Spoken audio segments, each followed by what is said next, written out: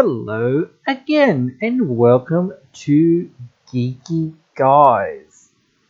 And in today's video we are heading to the geeky realm of Magic the Gathering, and we are taking our first look at the set of Kaldheim. We're having our first set review. This is a review of the Boros colors, white and red.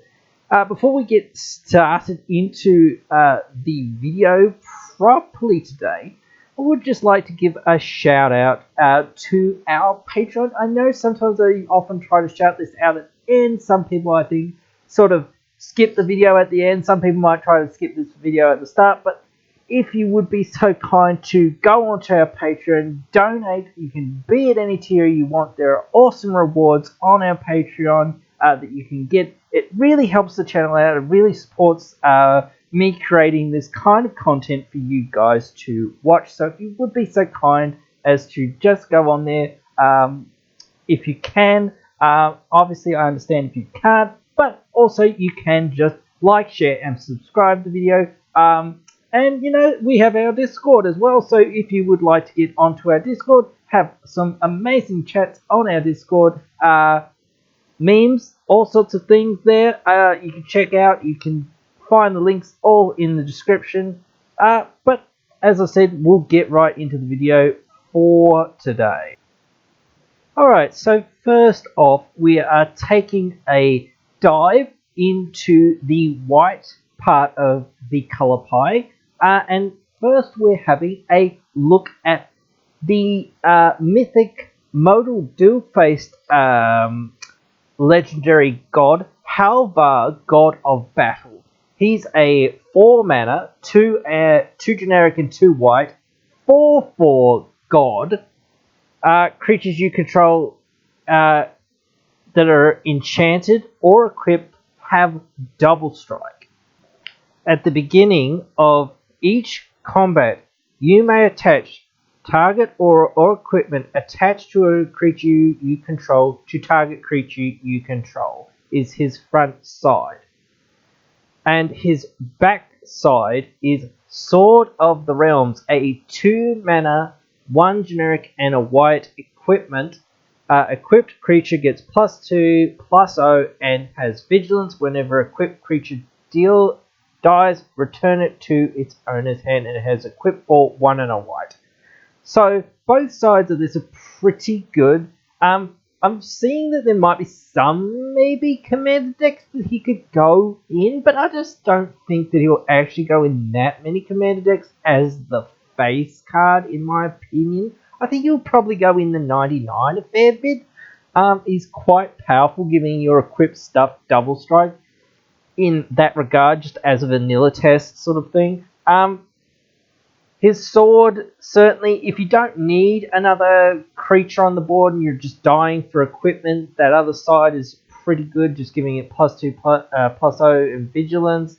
And if the creature dies, you get it back to your hand, which is sort of a form of card advantage, and white needs all the sorts of forms of card advantage that it could get. You know, creatures you control having double strike, that's pretty good. Though, you know, like you just run a bunch of the good equipment that you know deals something when it does something when it deals combat damage, like as Sword of Fire and Ice. Suddenly you're pinging stuff for 4 and now you're drawing 2 cards. That seems pretty good. So things like that, just things that trigger when you're attacking aren't as good, but you know, still, like, that's still some benefit, I guess. But again, if you're building this as a commander, and that's where I'm mostly focused on this, is you're in mono white. And even with like what they're putting out in this set, I still feel like mono white is the weakest color on its own. And realistically, there's just so much stuff that you're just missing out on, and you just like have not as much advantage.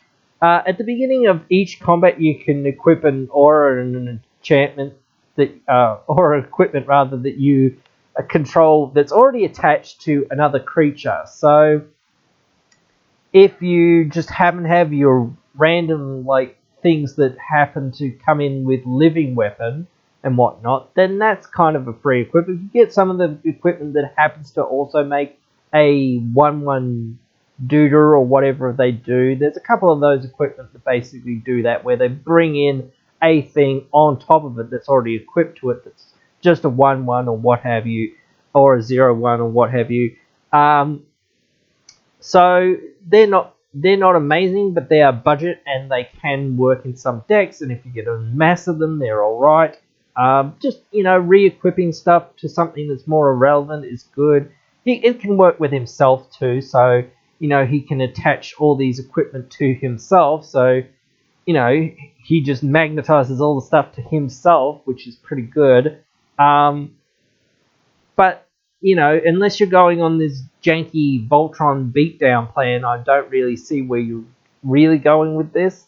I mean, he gives himself double strike, which is pretty good as well, so that could work. I mean, there is some ways that you could do this as an aura and an equipment commander, but I just think Shram is much better in your command zone, because again, you want access to either one or two things for your commander for the most part, as if you're building a deck around equipments, and they seem to be doing this very heavily for white and red, building it around equipments, is you either want card draw or you want ramp, and there's just no real ramp commanders that deal with equipment. Really, this kind of deals with ramp in a weird way, because attaching things kind of for free sometimes is kind of a weird form of ramp.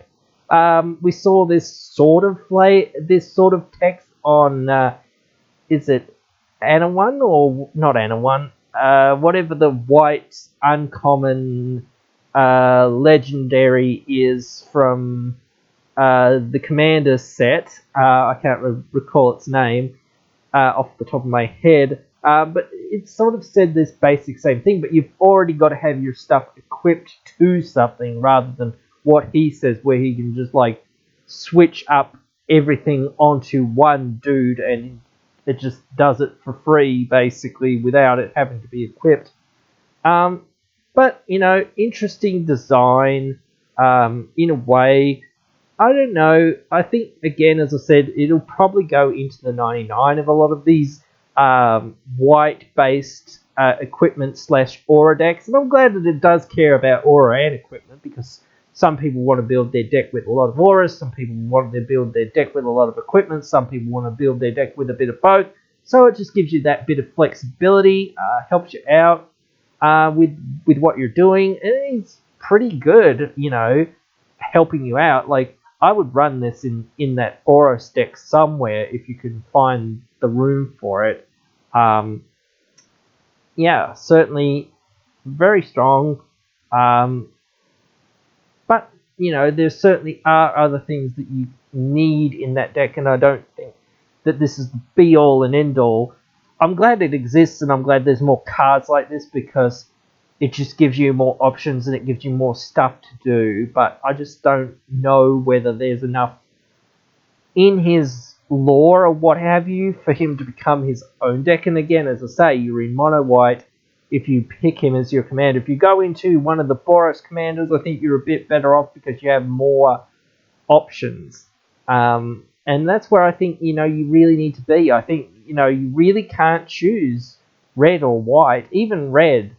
Though it's gotten a lot better in the last few years, I still don't think you can really choose it as a monocolor unless you're choosing something like Torbran or what have you, that's really, really fast, or that has some way of staying long, or something like Cranko that's basically just, a combo in a way that you can get out really quickly and just win.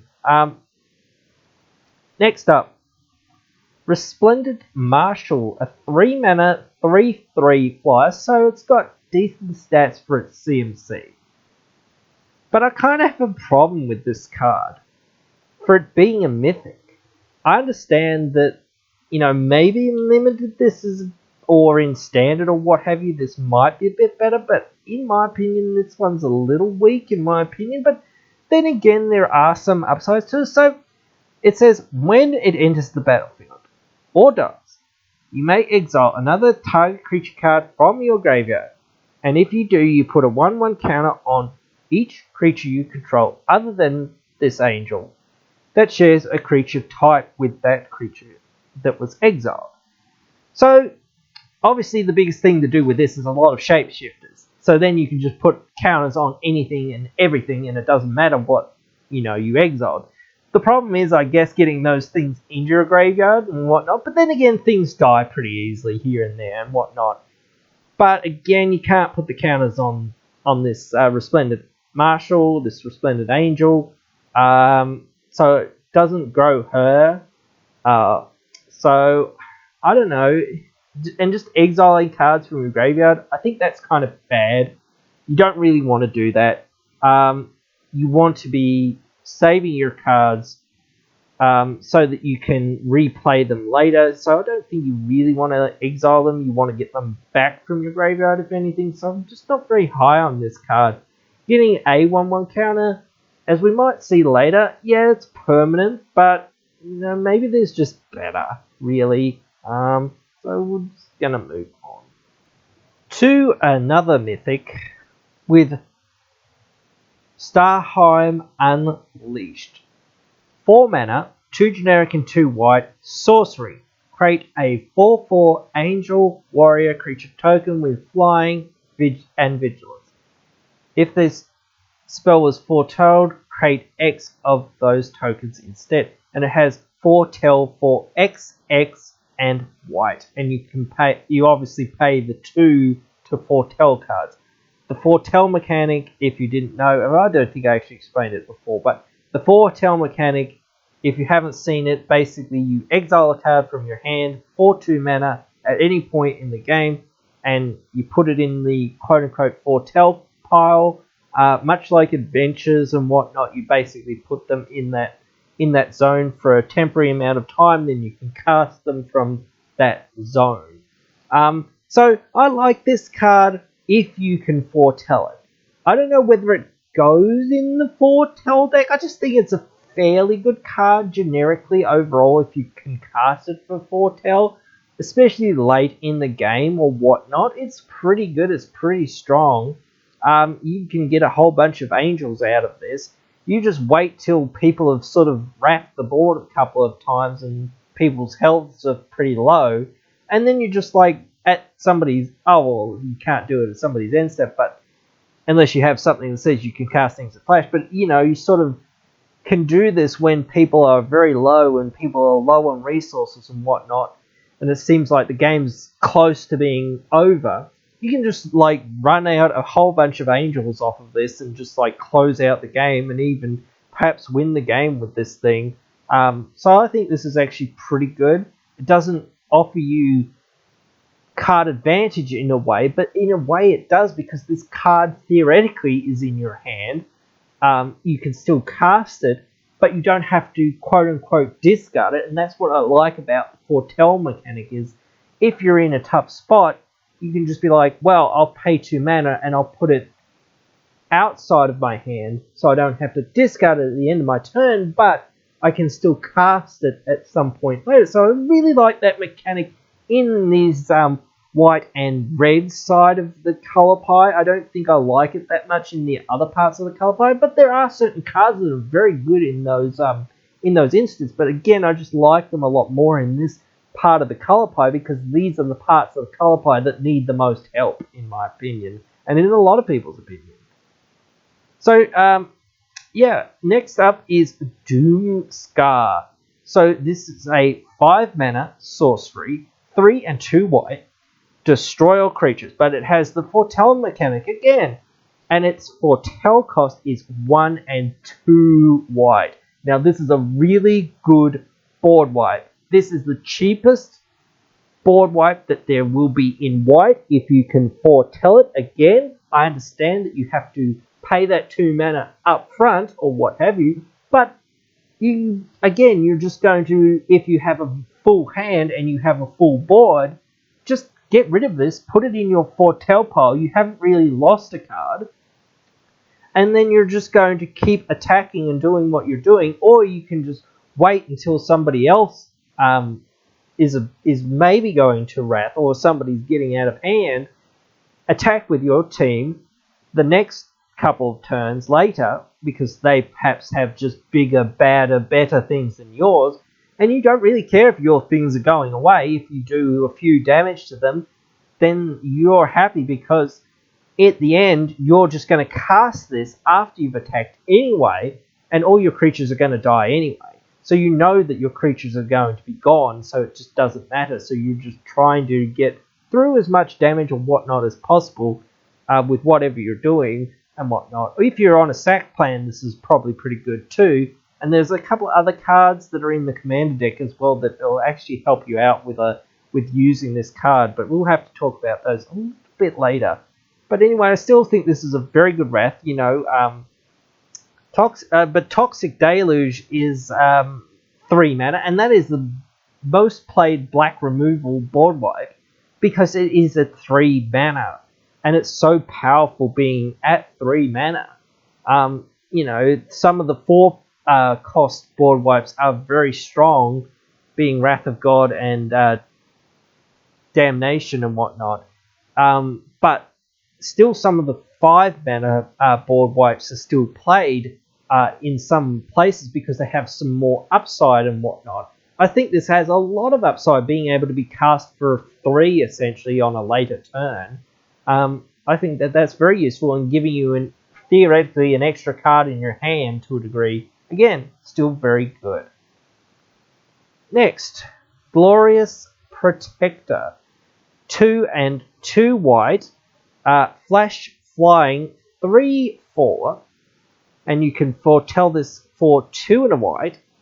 When it enters the battlefield, we can exile any number of non-angel creatures we control until Glorious Patient leaves the battlefield. So again, this is Wrath Protection. This is very good Wrath Protection. You flash this in, you get rid of your entire board underneath the Glorious Protector, and then when the Wrath happens, Glorious Protector dies, and your entire board comes back. I really like these instant speed ways to get around board wipes, because that's what you need to get around board wipes, because it's going to happen on someone else's turn. But these tricky things that help you out, especially when you're a creature deck, it's very hard to win with a creature deck. I'm not saying it's impossible, because I do see it, and I do it. But the thing is, it is more difficult because there are too many people that, again, use a lot of different things like propaganda and whatnot, things like that, and board wipes and removal and things like that, and just stonewalling and things like that, or just combos that just sort of win the game on the spot, more or less. And so combat sort of falls behind sometimes, and you just sort of have that problem of not being able to deal with what somebody's actually doing. So being able to deal with one part of what somebody's doing and trying to get rid of your board, which is your win con essentially, even if you're not just doing combat damage, even if you have a combo deck, I still think this can go in that combo deck. Perhaps not in the higher CDH metas, I don't know, but maybe it can as the very top end, I'm not sure. But again, even so, I still think that this can be a good piece, even though I know that in like more higher metas, again, white is not a very favoured colour in those metas or whatever, but 5 colour is, so this could go in those decks. But again, if you've got a whole bunch of combo pieces that are on creatures, you can at least protect those creatures until you're ready to go. So this is just another answer in your hand. So I still think this has some more options to it, and I just think some people will overlook that and just be like, well, this is just a, I attack stuff with stuff deck. Yes, it does go in that deck, but certainly it can go into a combo deck as well, just to protect your combo pieces. You won't be sad that you've got this thing in your hand when somebody tries to, even if they try to kill or exile one of your other things, even just to save one thing. Restoration Angel, blinks one thing essentially, and it's 4 mana, or I think it's 4 mana, I'm pretty sure. So, I still think that if that is the case and this is in your hand, that it's worth it because Restoration Angel sees play, and it's just as good as that. So and plus you can foretell it for cheaper, which is really good. So that can be more relevant as well. Next, Rally the Ranks. When it enters the battlefield, choose a creature type. Creatures of the chosen type get +1/+1.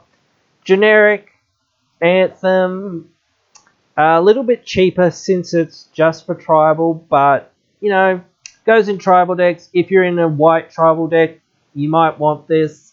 I think there are some better ones. Dictate of Heliod's pretty good, giving +2/+2 and whatnot. There are a lot of creatures that basically anthem, but I know that creatures die very easily, and some people want their anthems on enchantments or what have you, so that if their creatures get removed, at least they'll have the anthem. At least their other creatures that they'll play later will still get this anthem. But I still think this is a fairly limited card. But for those decks that might want it, it's good. It's a good thing that it exists. It helps you cut your mana cost a little bit on some of the other cards that are not quite as good. Some of the cards that are perhaps 4 mana that don't really do much, but +1/+1. Just having that effect on +1/+1, especially if you're in that sort of style of deck that is reliant on one creature type for the most part.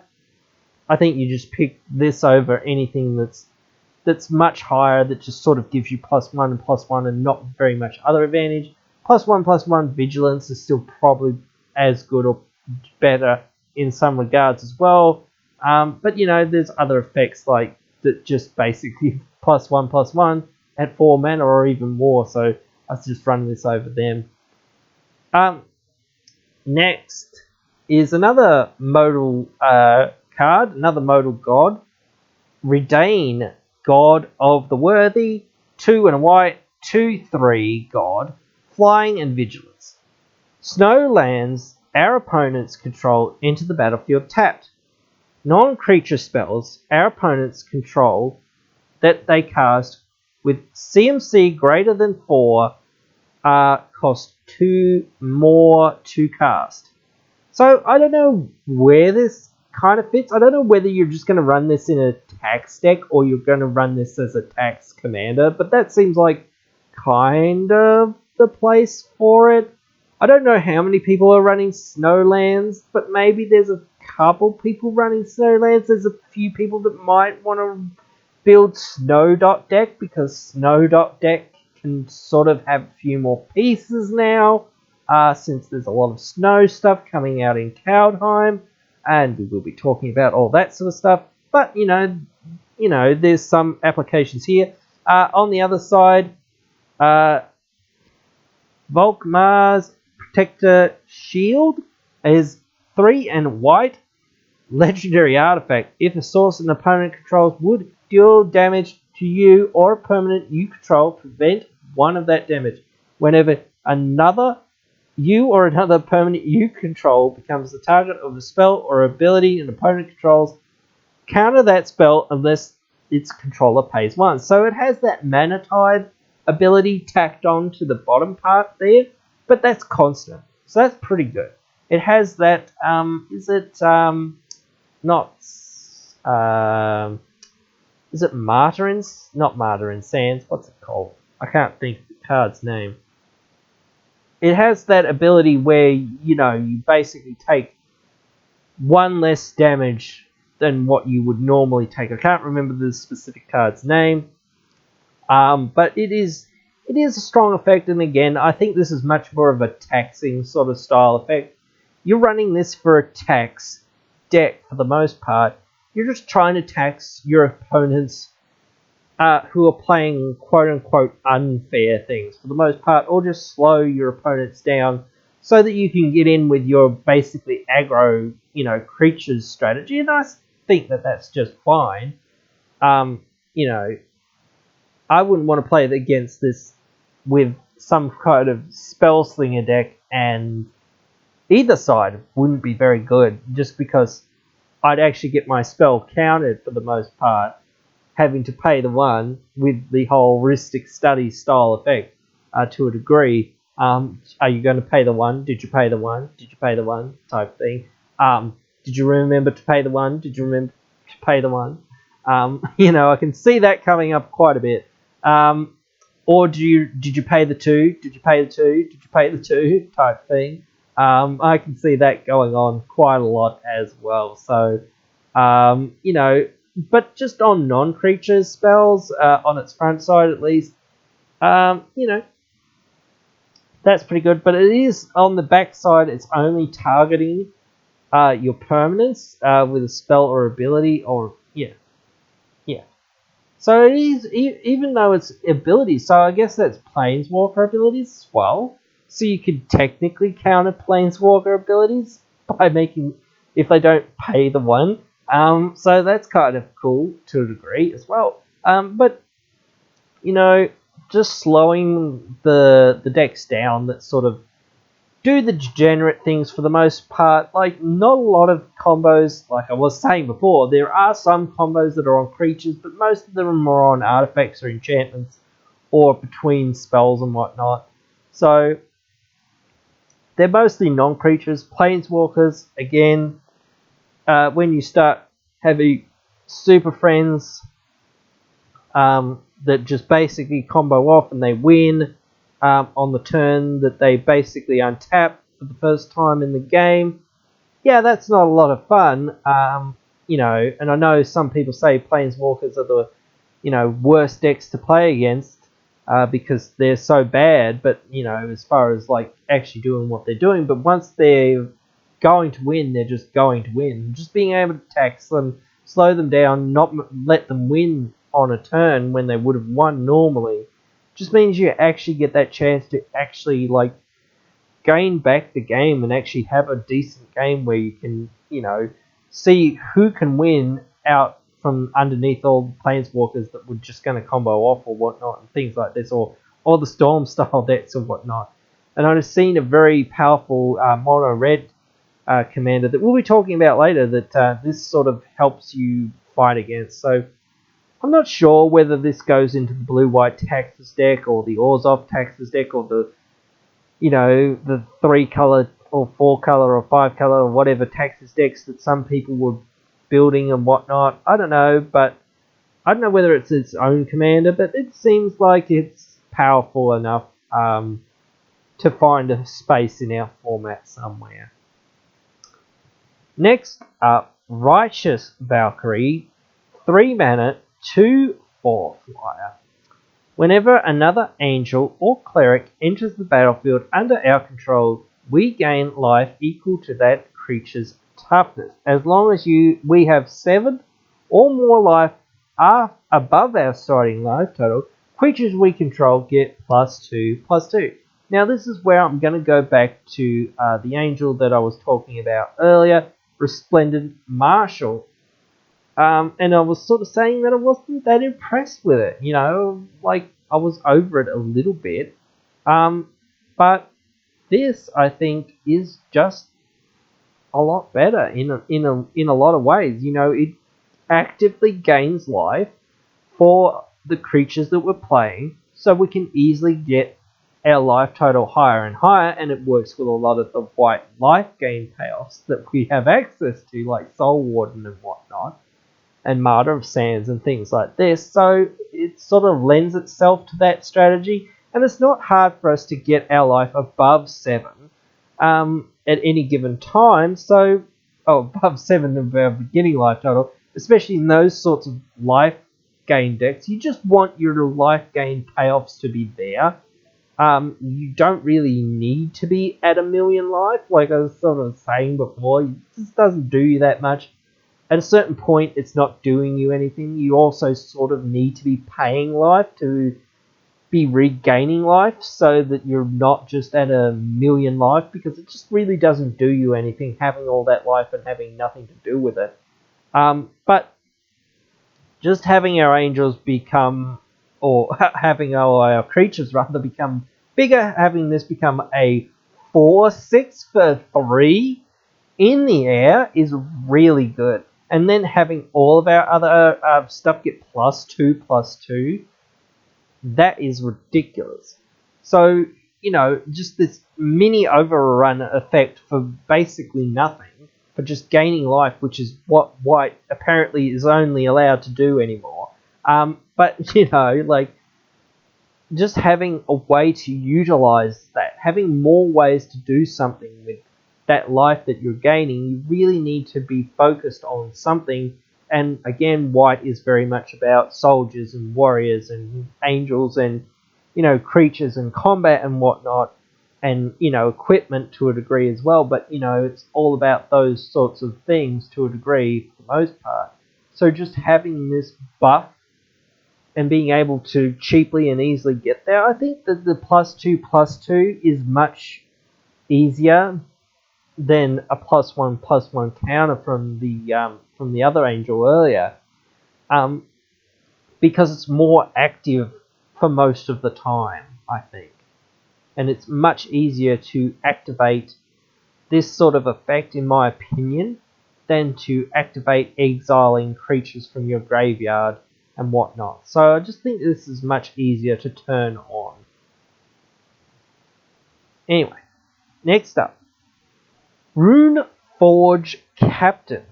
3 mana, 2 and a white, 2/3. When he enters the battlefield, we can search our library and or graveyard. For a rune card, reveal that card, put it into our hand. If we search our library, we shuffle it, and we may pay 1 rather than pay the mana cost for rune spells we cast. So this is pretty good. Gives us a really big discount on some of our runes, and it tutors for runes. So in a way, that's really good. But now that we've seen all the runes from the set, unfortunately, most of them aren't very good. But then again, we're tutoring for a card that literally says when we play this card, draw a card. So it sort of draws a card. It sort of draws 2 cards to a degree, because you draw the rune to your hand, and then you also draw the card off of when you cast the rune and when it enters the battlefield attached to whatever you're attaching it to. And runes, for the most part, you want to attach them to equipment or to creatures.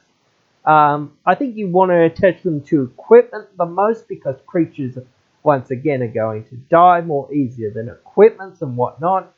So you just want to be able to keep your runes around to keep getting that value off of them, to keep buffing your stuff, unless of course you want to have some sort of reanimator plan along with it. But I think that you have to find a really specific deck for this to go in.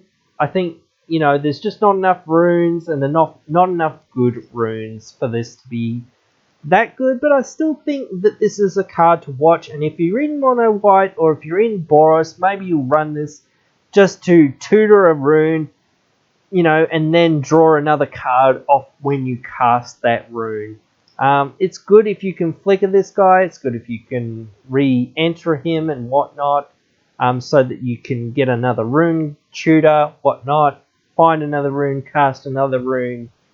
And it does cheapen your runes, so that means that if you happen to have 4 mana, you can go this guy into a rune, so that therefore you have literally just drawn 2 cards for 4, which is, a going rate for, some instant speed draw spells in blue.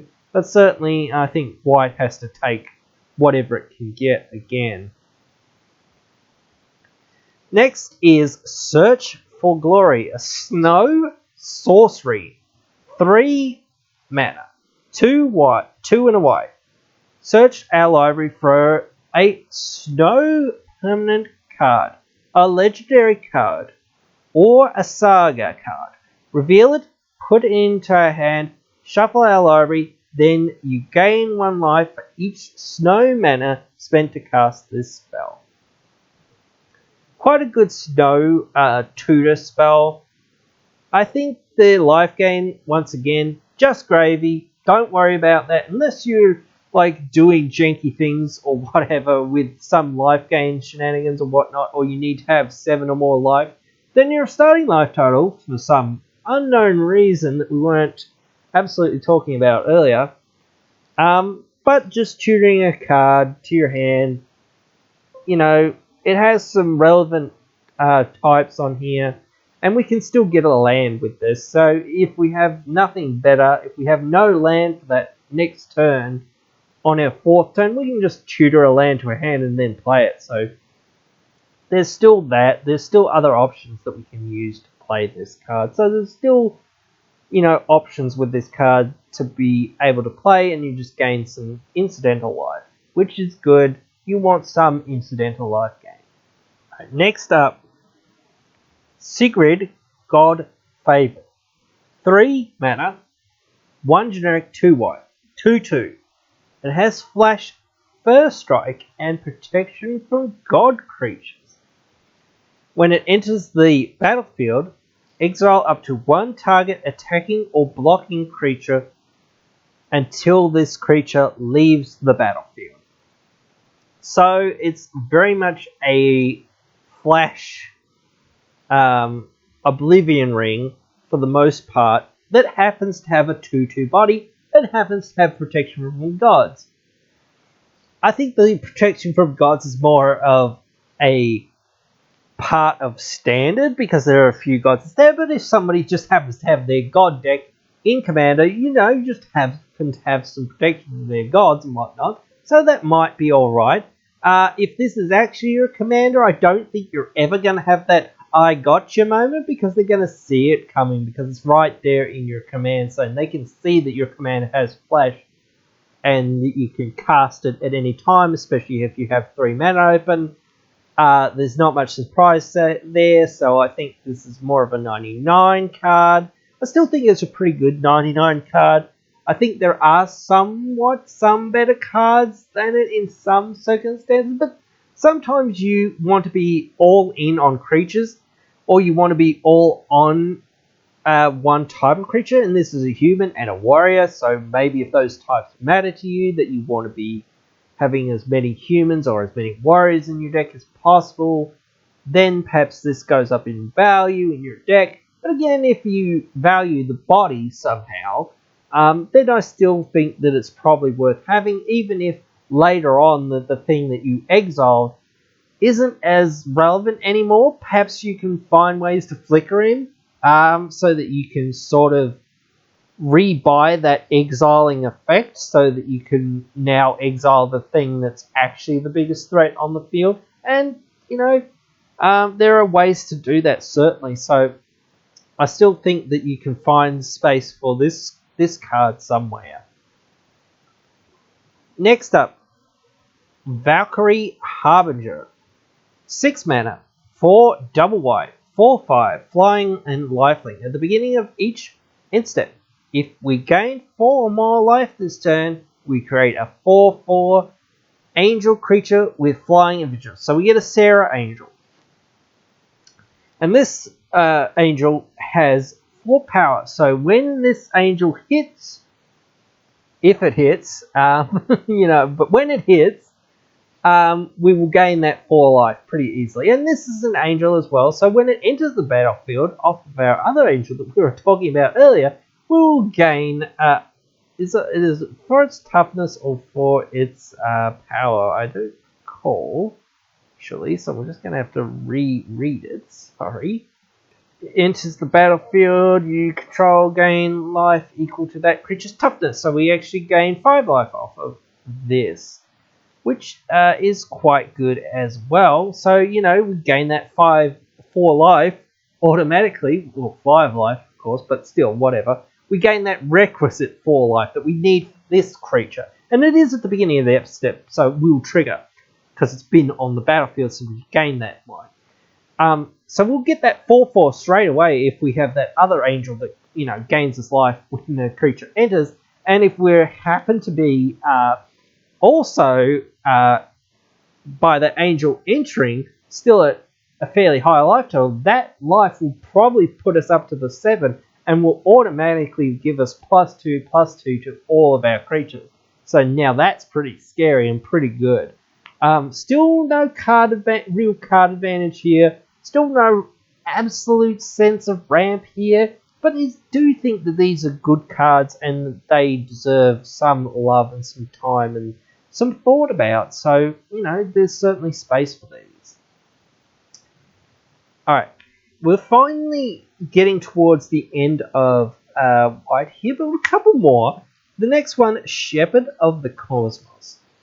6 mana, 4 double white, 3/3 flyer. But it has foretell as well for 3 and a white. I believe.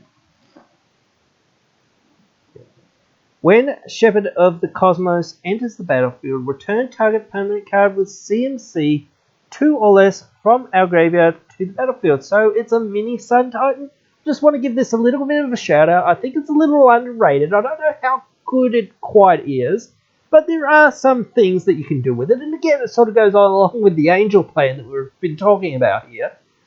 So, if we can find another Angel, or if we can just find another land or what have you, then we're laughing. Again, this is just a fairly good body when you get that other thing that's 2 or less. If we get to ramp, we get to ramp. If we get another, 2 mana or 2 CMC 2/2, then we've gotten 5 power on the board. Or again, we've gotten something else out of it. So, and the flying I think is much more relevant in a way. Again, evasiveness is just one of those things that you're going to need to look for in some of these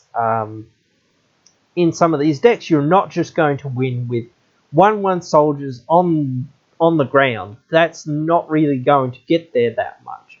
If you have some evasive flyers, then you're in business, because everyone basically either has tramplers or evasive flyers or things that sort of, get around that sort of world, especially in draft. And again, I'm not really going to go into that too much, but again, for other formats, I still think this is pretty good, but I think this can find a place in certain decks in our format as well. Lastly, I just want to mention this one uncommon, Kaldheim Corsair, 3 mana, 2/2 flyer, Pegasus. Artifact and enchantment spells we cast cost 1 less to cast. So this is a little bit of ramp for artifacts and enchantments.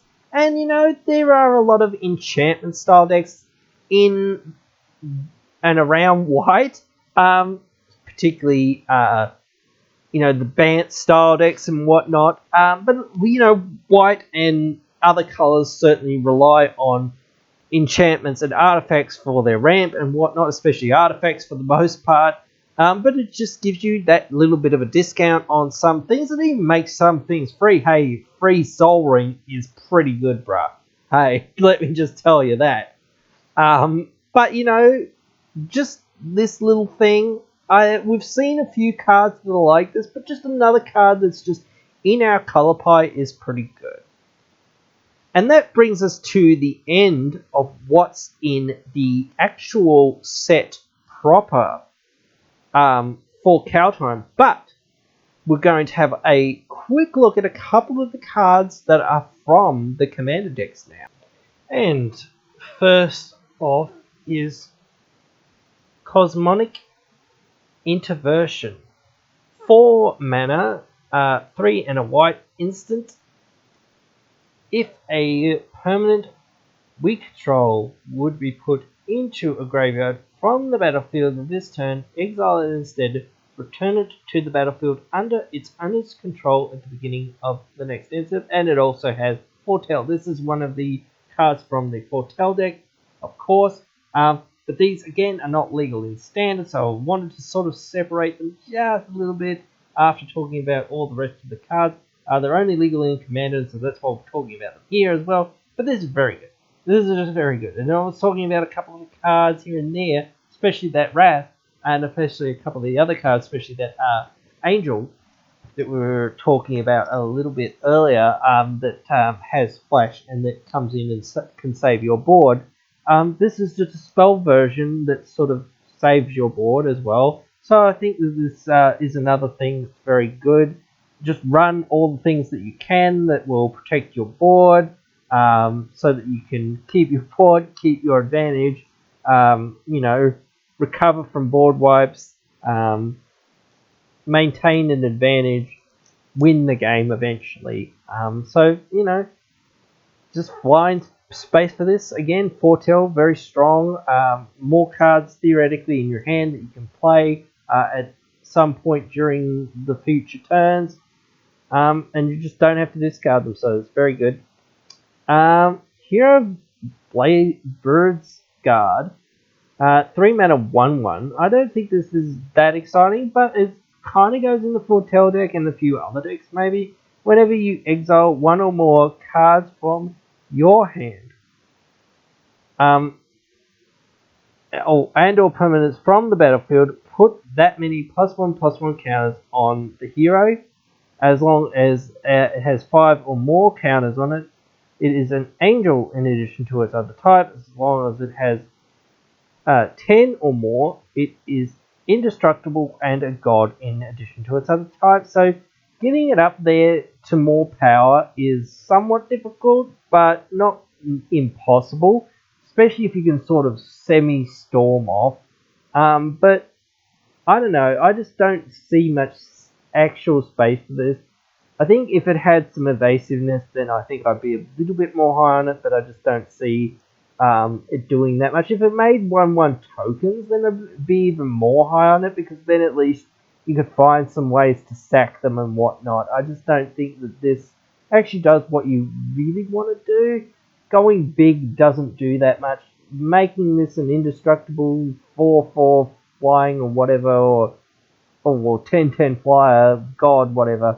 Yeah, sure, but again, it's just going to draw a lot of, exile-based removal at that point. But if it doesn't get to that point, people are going to see this coming a mile away. So it's just one of those things that's going to get removed, I think, as quickly as possible before it gets there, I think. But, it could have some space, and, even if you Swords to Plowshare something, it gets bigger. So, it has that Tyrian Mauler kind of feel to it, where if things get exiled, you get this thing bigger. If you actually have that Winds of Abandon card, this gets way better though, because then you just exile everyone's stuff, and then this just gets a whole load of counters all at once, and then you just swing in with this thing being huge with no one having anything on their board. But that's sort of magical Christmas land to a degree, in my opinion, to a degree. But it is quite a cool blow off when it sort of does happen. Last one, Stoic Farmer, 4 mana 3/3. When it enters the battlefield, we search our library for a basic Plains card and reveal it. Now, we check if an opponent controls more lands than we do. If they do, then it enters the battlefield tapped, that land. Otherwise, we put it into our hand. And then we shuffle our library. And we can also foretell this, or cast it from foretell, for 1 and a white. So it's very good. It comes down, for the most part, on either turn 2, as far as a foretelled card, or turn 3 as it is being foretold, or it comes down for at least that amount of mana. So you can spend a turn to put it into foretell, next turn untap with 2 mana, cast it from foretell, get your land from this, for the most part, play your land from your hand as well, so now you're even got mana open. Perhaps you can play something else. I'm not sure what else you can play.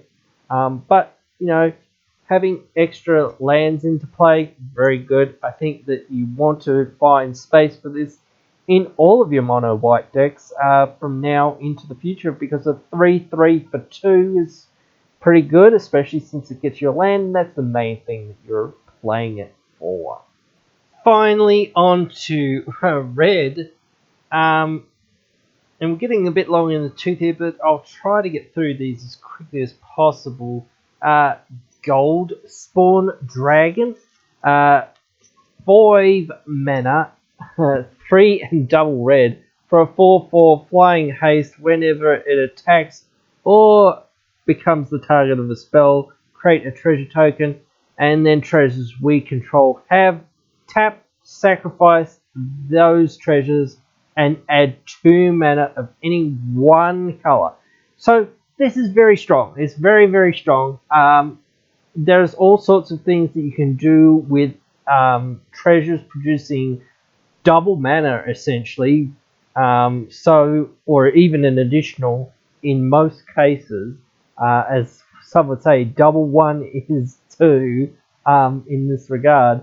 So but anyway, very strong, especially since it's haste. It's going to come in really fast and do something right away. Either that, or it's going to get removed. And again, if they target it with a spell, well, it doesn't have to resolve, I guess, if somebody has counterspells, but still, like if somebody goes to kill it, then you're still going to get the treasure, and you can still float the mana from that treasure, having basically spent, less mana than it was to cast this thing. And if you have actually gone to combat before somebody's killed this thing, then you've gotten 2 treasures off of it, which means you've gotten 4 mana out of this thing, which means it basically costs you 1 mana, to a degree.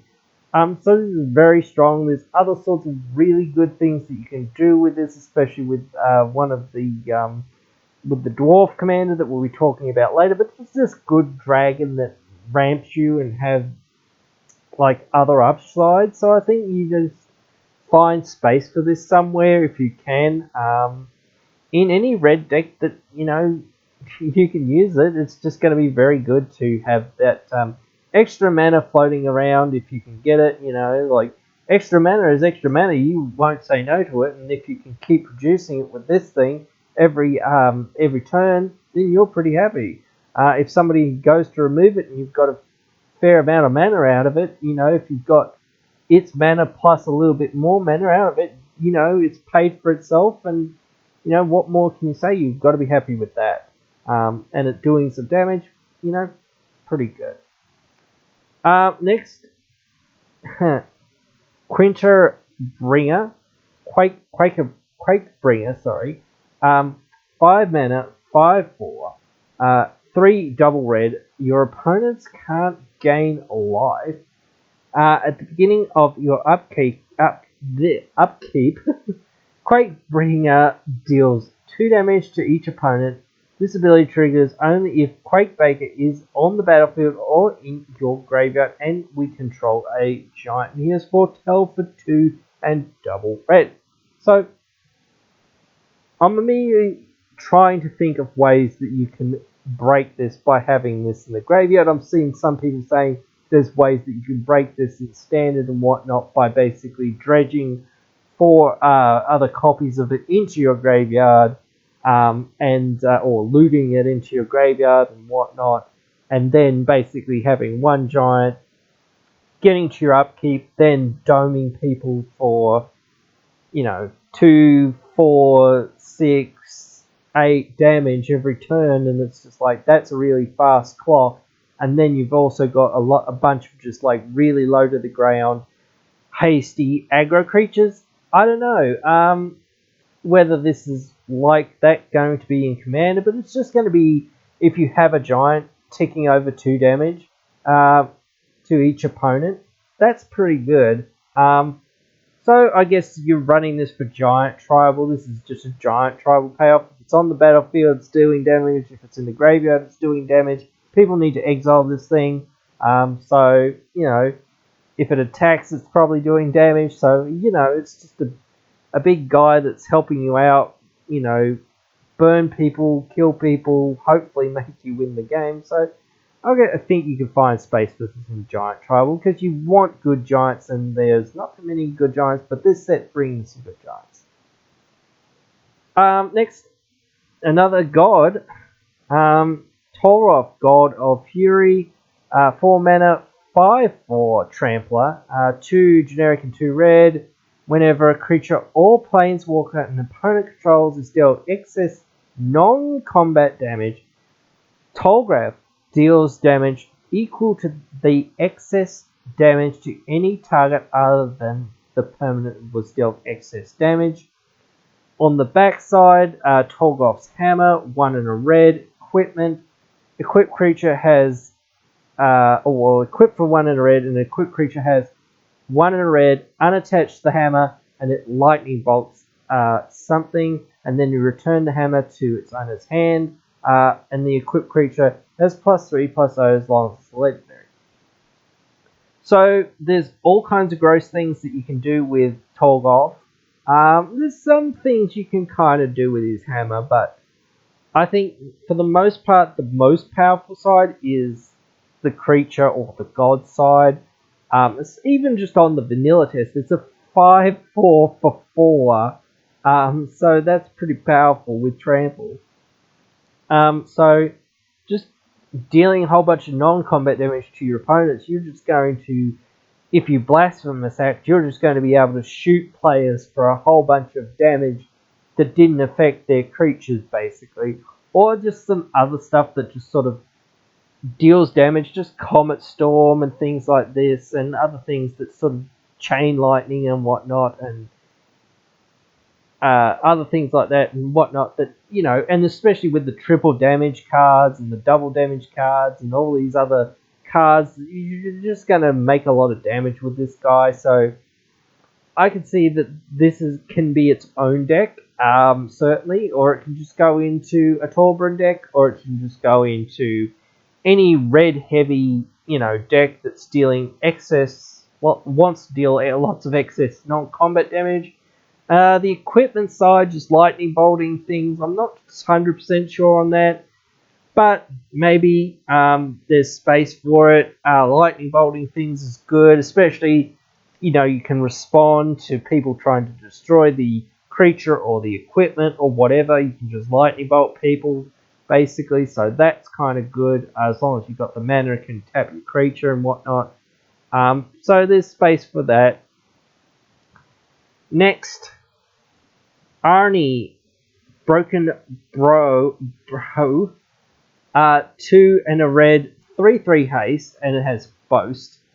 You may change his base power to 1 plus the greatest power among other creatures you control until end of turn. Boast is one of the new mechanics as well. So we'll be having a little bit of a see of what that does. Basically, you can pay a certain mana cost when a creature attacks, and then you do a certain effect. So you want some big boys out before you play this.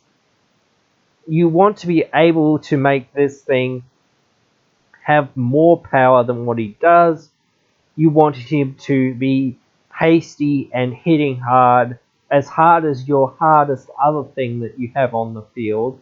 If you happen to have a 5 power creature, suddenly you jump up to having 10 power creatures. You know, if you have a 6/6 or a 7/7 or an 8/8 or whatever, or if you somehow have an Eldrazi, like a 12/12 or a 10/10 or something, suddenly he's getting very big. So, you know, like, you don't have to have the biggest thing in the world to make him that big, because he is +1 on whatever you've got. So even if you've got only another 3/3, you're making him a 4/4, so you're essentially giving him fire breathing for 1 mana. So that is worth it. Fire breathing is good. The one problem with this, like I will say with a few other cards, is it doesn't have natural evasion. But it is hasty and it is low to the curve, so maybe it can find some space, but, you know, unless you've got other things that are around this, it's not going to be able to do much. Sure, it'll get into combat, but I think you'll get chump blocked a fair bit, but you might be able to find ways to give it trample or some other abilities. Then I think when you build around it like that, then it'll be pretty good. Next, Burgi, God of Storytelling, 2 and a red, 3/3 God. This tag. Whenever you cast a spell, add 1 red mana, and until end of turn, you don't lose this mana as steps and phases end. Creatures you control can boast twice during each of your turns rather than once. And Herald Harfield, Horn of Bounty, 5 mana, 4 and a red. Discard a card, exile the top 2 cards of your library. You may play those cards this turn. So this is just broken. Just totally broken, especially if you have some way of getting both these things on the field at the same time.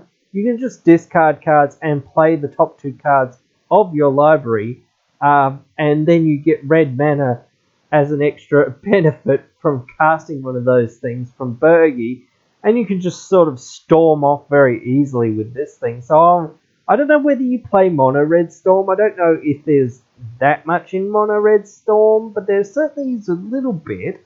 But there's certainly space to be explored here. And would this go in a Storm deck? I don't know how many Storm decks there are. I think this is strictly, a card that people who think that they're playing a casual game forget, oh yes, this is busted. Oh yeah, sorry, I killed everyone on turn 2. Right. Yes, this isn't a casual deck.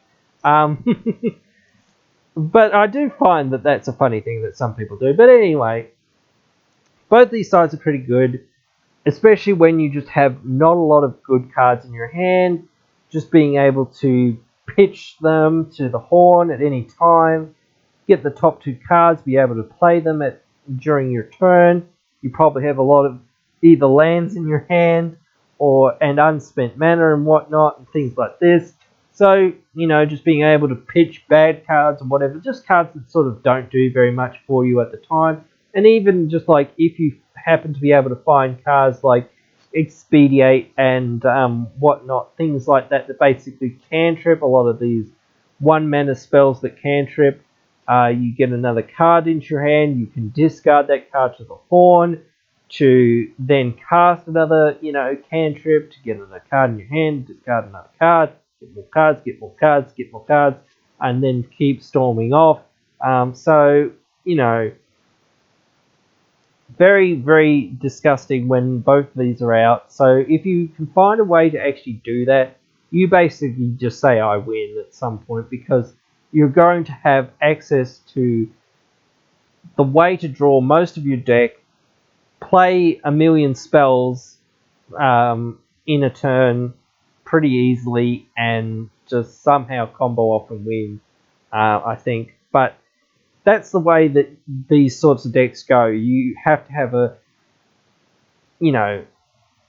sort of setup of cards and mana to sort of storm off and win.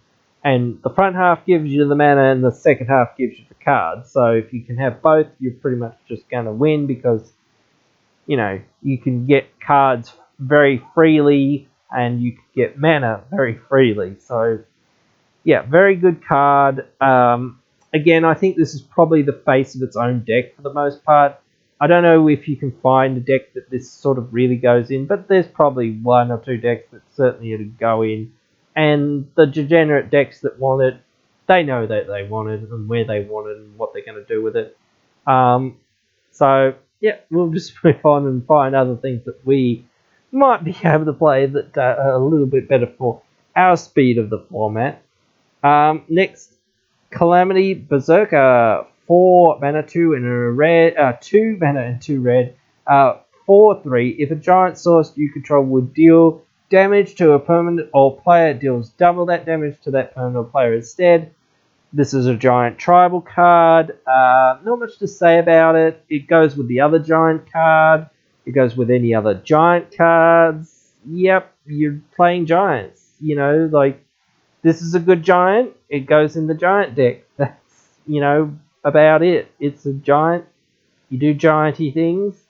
And, yeah, you punch people with your giants. And effectively, it's giving him double strike. And if you actually give him extra double strike, then this becomes really, really dangerous and just 12s people. Suddenly you've got a Eldrazi on your hands. And, yeah, that's pretty good. Next, a Dragonkin Berserker, 2 mana 2/2 first striker.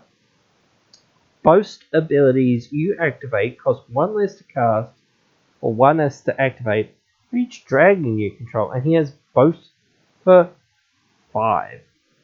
4 and a red. So create a 5/5 dragon creature token with flying. I don't think there's much to say about this, really. He makes his own boast ability cheaper each time. But getting in combat with this random 2/2 that has first strike, I don't see that you'll get much out of this unless you've got a bunch of other dragons. And even then, you'll probably only get one more dragon off of this. So you're paying essentially, what, 6, 7? Yeah, 4 and 5, 6, 7. Yeah, so 7 mana to get a 5/5 flying dragon creature token. I don't know, and I guess to shock something. I guess I don't know. So I don't know how good that is. Yeah, I just think there's better things, but it is a card. It might go in some decks. Slow to the ground, aggro, so you might find a space for it maybe. Next, Magda, Brazen Outlaw, 1 and a red, 2/1. This is the dwarf that I was talking about earlier. Other dwarves you control get +1/+0. Whenever you tap a dwarf, you create a treasure token. You sacrifice 5 treasures, search your library for an artifact or dragon card, put that card into the battlefield, then shuffle your library. So this works very well with that dragon that I was talking about earlier. As I said, you just get a bunch of mana from the dragon when it attacks. You just get to utilize those treasures for other effects, to tutor more dragons or to tutor more artifacts. With Magda, this is just a very powerful commander. I don't think you care about the dwarves that much. You're just using them to create treasures. So you're just trying to crew vehicles, or you're just trying to tap them with other effects so that you can get the treasures, I think, for the most part. But you could just make a janky dwarf tribal deck and you just like have some random artifacts and whatnot in there. I don't know whether you'd put that many dragons in there because, I don't know, what are you doing with dwarves and dragons? I don't know, but still maybe you would, just for the funny, like, Lord of the Rings flavor. I don't know, but whatever. But certainly this is a very powerful commander for the most part, where it's just going to be built in one way to sort of combo off and, sort of make a lot of mana, make a lot of tutors happen, and yeah, just go off and win the game. Birthing pod sort of style, I guess, in a way. Next, Reckless Crew is 4 mana sorcery, 3 and a red. Create X 2/1 red dwarf berserker creature tokens where X is the number of vehicles you control plus the number of equipments you control. For each of those tokens, you may attach an equipment you control to it. I think this is pretty good. And it might go in the Magda deck, I'm not sure. Just creating a whole bunch of dwarf berserkers or whatever. Yeah, okay, you get a bunch of dudes for 4 mana, and then you can equip your equipment with them, or to them rather, and you crew some vehicles as well. So might be good, especially if you've just been board wiped and all you've got left is some equipment or some vehicles and whatnot. You just suddenly start crewing a whole bunch of vehicles, getting in for damage. You're back, on board, getting in there, doing stuff, and that's where like vehicles would be very good again in the Magda deck, because you want to be able to tap things, and just tapping things for crewing with, having the fact that you've got vehicles with this works well. So it's a synergy. I think they go in that deck to a degree if you're building it a little bit more casually. Strout Land Flinger next. 3 and double red for 6. When it attacks, you may sacrifice another creature. When you do, this dude deals damage equal to the sacrificed creature's power to any target. If the sacrificed creature was a giant, instead deal twice that much damage to that instead. So this is another giant card, pretty good giant card. Flinging giant commander, flings your things when he attacks. I don't like this again because it doesn't have much evasion. But again, just flinging your stuff at things if you've got a 2020, giant of some sort, or if you've got big giants, especially that other giant that you sort of want to put in the graveyard for the most part, because that's probably where it's going to be the most safe for the most part. You just fling it at people and then you're doing a bunch of damage to them. You're probably, after you've flung it at people, you're dealing 10 damage to them, and then on your upkeep or whatnot during your upkeep, that's doing another 2 damage to them. So, it seems like there's space for that. So you just like doing 12 to one player and then doming everyone else for 2. If you can keep reanimating it somehow, it's probably pretty good as well. This dude, I think he'll get chumped a bit, but you can take out creatures with these flinging abilities. So, if one person only has one creature, maybe you can get in there. If you can find ways again to give him ways to get in there, like menace or trample or whatnot, then I think you're a bit more set up, and this is much better. Next, one of the best cards, I think, from the format, and I didn't originally think that when I first looked at this spell, but I kind of warmed on it after I was talking to a few people about this spell. And to me, if you're not in blue, I think this is just an effect that you might want. Tybalt's Trickery, 1 and a red instant. You counter target spell. Plain and simple. Then you choose 1, 2, or 3 at random. Then that card's controller mills that many cards from the top of their library. And then they exile cards from the top of their library until they exile a non-land card with a different name than the card that they cast, and then they can cast that card without paying its mana cost. And then you put all the exiled cards onto the bottom of their owner's library in a random order. So this is essentially Chaos Warp as a counterspell. It's pretty good. Chaos Warp is pretty good. But Chaos Warp as a counterspell is also pretty good. Now, yes, of course, again, with Chaos Warp, you have run that risk of, Chaos Warping them into something better. With this, at least you don't run the risk of Chaos Warping them into the same thing, which is good. But again, it's just another counterspell, and, colors outside of blue might want this. If you're in red, you probably want this. It's just a hard counterspell. Yes, they get something else for free, but if you've got other effects, then maybe it won't happen because they can't cast things from outside anywhere other than their hand or whatnot. Or you just don't care because the thing that they were just going to cast was literally going to win the game, and the thing that they hopefully cascade into might win the game in a couple turns, but at least you've got those couple of turns to try and strategize or do something about it. But again, you have that risk where you might, tutor them into their Cradle Behemoth or something or whatever, but hopefully it's the Cradle Behemoth that you're actually counting in with this or whatnot or whatever their thing that's actually going to win. So they're unlikely in Commander to have anything that's the same name. In fact, I think that's impossible except for lands. But again, you don't cast lands, so it just doesn't make any sense. Unless it's like some weird petitioner's deck or whatever.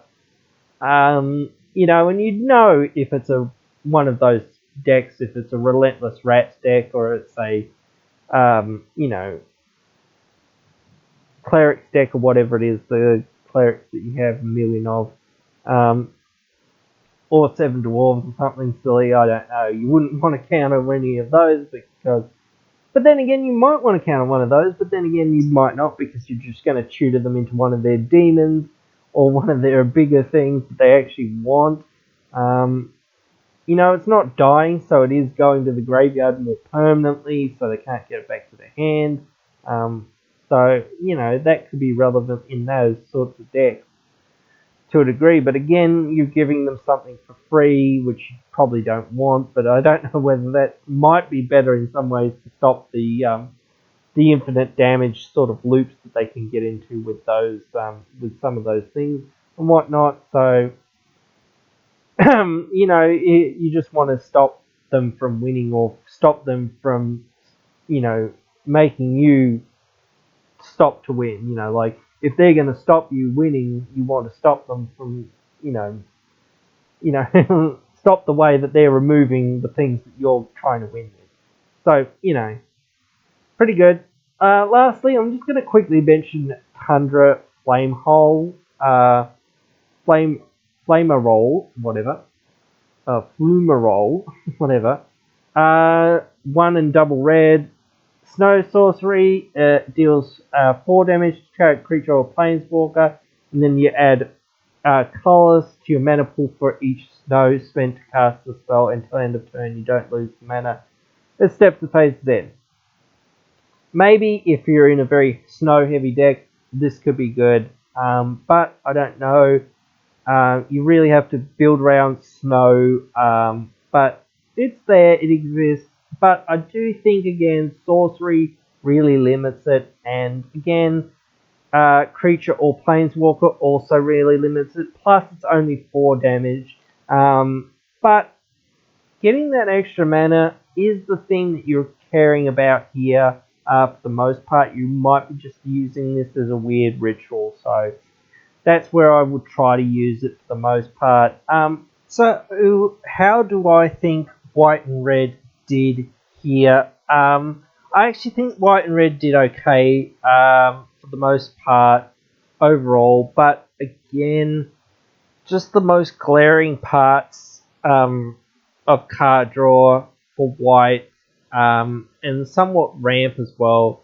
I think white's getting closer on ramp, but just not card draw. I think red is getting much closer in card draw, or at least card advantage, and has some amount of sort of ritualistic ramp again as well. So I still think that red is much further ahead than what white is. So they have still a ways to go. I know that Wizards is on a different time shift than what we are. They're like 2 years ahead of us or something with what they've actually developed as far as cards.